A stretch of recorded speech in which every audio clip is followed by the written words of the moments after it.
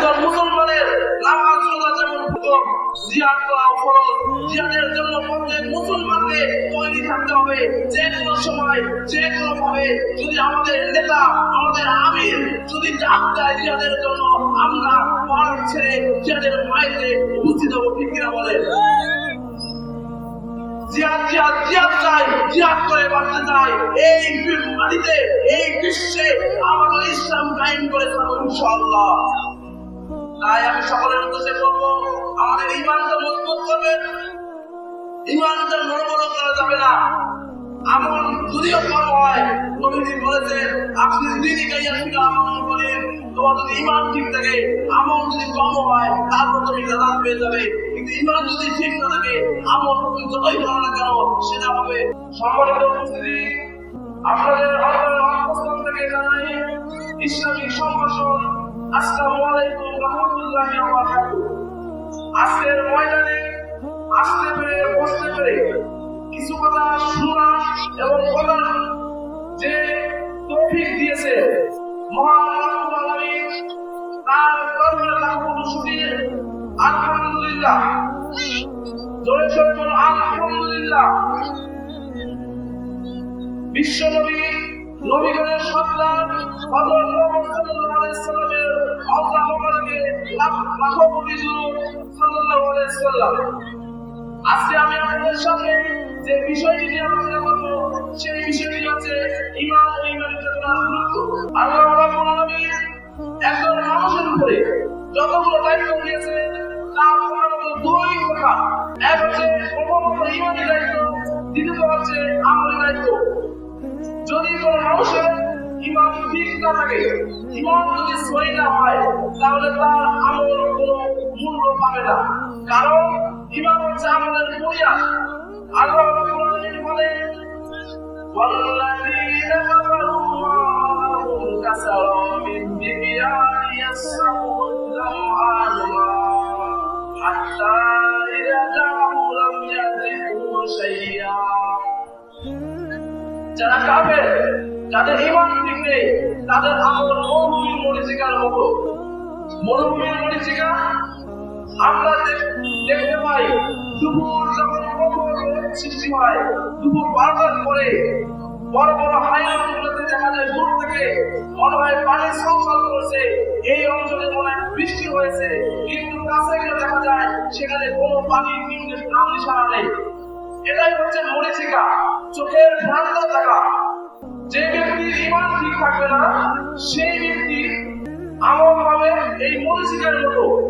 দুনিয়াতে সে অনেক আমল করবে, মনে ভাবে দেখি অনেক পরের ব্যক্তি, কিন্তু যখন কিয়ামতের দিন তার আমল নামার হিসাব নিকাশ করা হবে, তখন দেখবে তার আমল নামায় কোনো আমল নাই।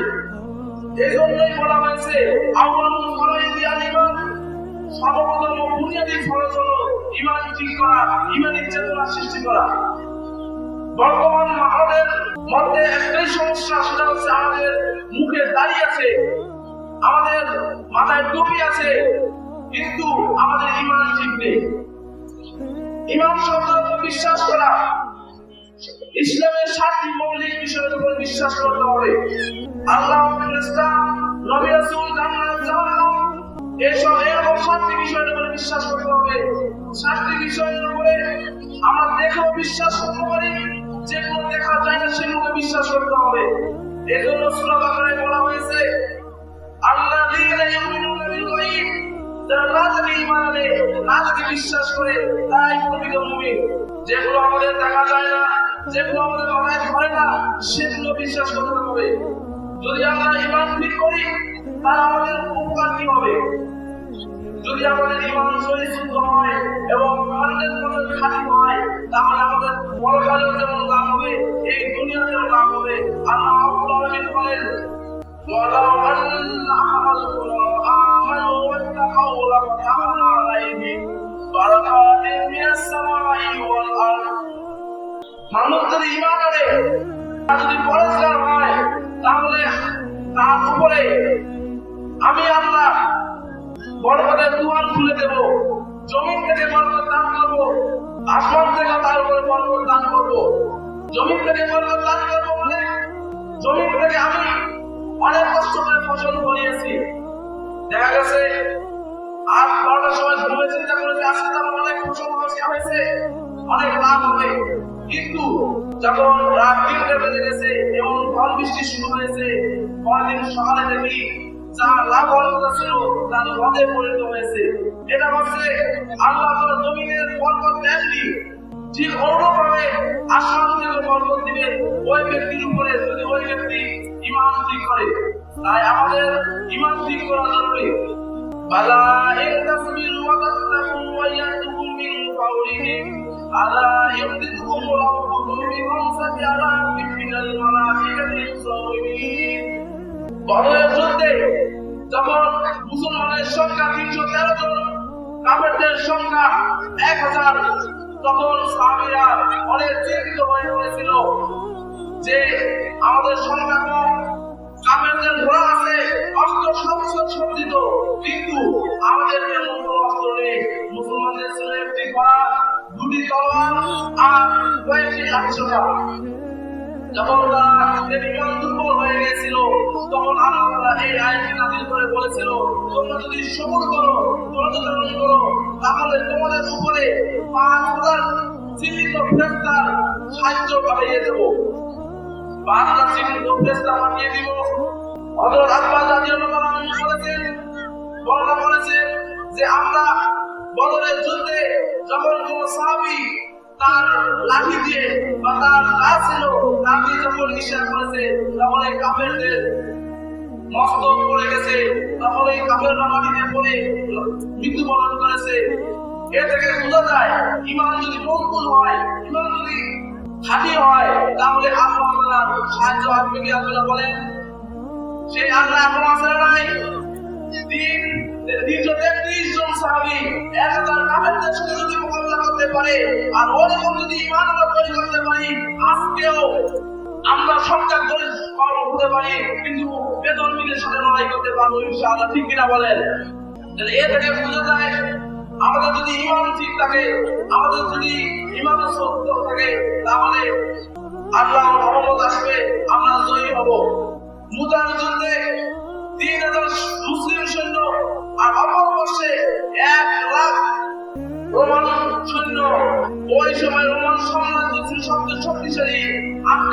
আমেরিকা পারমাণবিক শক্তি দিয়ে শক্তিশালী, ঠিক অনুরূপভাবে ওই সময় ছিল রোমান সৈন্য। সেই রোমান সৈন্য 1 লাখ ছিল, কিন্তু ঈমান মজবুত থাকার কারণে, ঈমান সহি থাকার কারণে ওই 3000 মুসলমান সৈন্যের কাছে পরাজিত হয়ে গেছিল রোমান সৈন্য। আজকে যদি আমাদের ঈমান ঠিক থাকে, আমরা যদি জিহাদের জন্য প্রস্তুত থাকি, তাহলে বেদরমীয় শতকোটি হলেও সেই শতকোটি আমাদের কাছে কিছুই না। একবার মুসলমান যদি লিল্লাহি তাকবীর আল্লাহু আকবার বলে হুঙ্কার দেয়, যে একজন মুসলমানের জন্য 1000 কাফের বেঈমান কিছুই না। আজকে আমরা বেদরমীদের সংখ্যা দেখে আজকে আমরা ভয়ে কথা বলতে পারতেছি না, ভয়ে চুপসে যাচ্ছি। মনে হচ্ছে যে আমরা যদি তাদের সাথে লড়াই করতে যাই, আমরা যদি আমাদের অস্তিত্ব টিকাতে যাই, তাহলে তার পাবো না, কারণ তার অনেক গুলি আমাদের সংখ্যায় কম। একটা কথা মনে রাখবেন, আল্লাহ যদি রহম আসে, আল্লাহ যদি সাহায্য আসে, তাহলে এক গুলি ছুড়ে একজনে যথেষ্ট। ঠিক কিনা বলেন? এর জন্য আমাদেরকে ঈমান ঠিক করতে হবে। শুধু নামাজ রোজা নয়, জিহাদের জন্য যুদ্ধ করে, জিহাদের ডাক দিলে জিহাদের জন্য ময়দানে যেতে হবে। আপনারা সবাই রেডি আছেন তো? একজন মুসলমানের নামাজ রোজা যেমন হুকুম, জিহাদ করা ফরজ। জিহাদের জন্য প্রত্যেক মুসলমানকে তৈরি থাকতে হবে।